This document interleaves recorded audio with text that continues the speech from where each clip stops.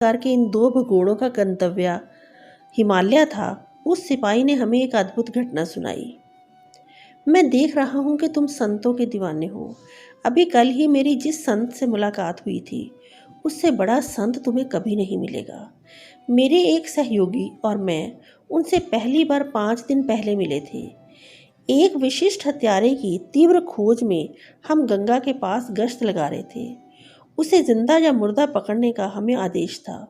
उसके बारे में हमें सिर्फ यही ज्ञात था कि तीर्थ यात्रियों को लूटने के लिए वह साधु का छद्म वेश धारण कर घूम रहा है।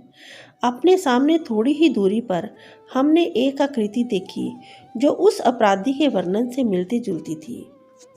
जब वह हमारे आदेश पर नहीं रुका तो उसे पकड़ने के लिए हम लोग दौड़े।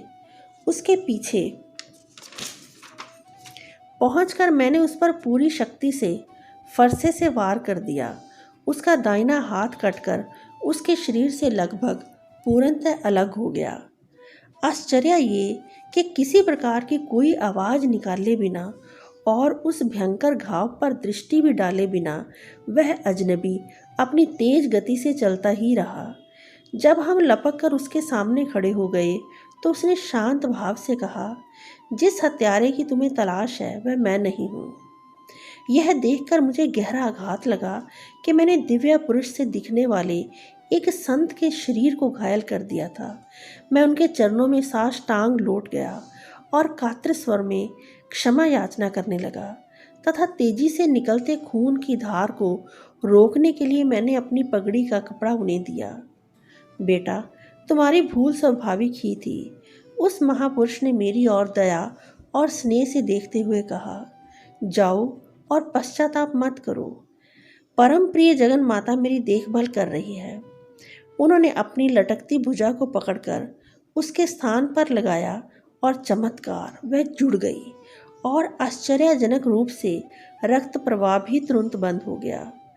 3 दिन बाद मुझसे उस पेड़ के नीचे आकर मिलो, तुम मुझे पूर्णतः स्वस्थ पाओगे। इस प्रकार तुम्हें पश्चाताप नहीं रहेगा।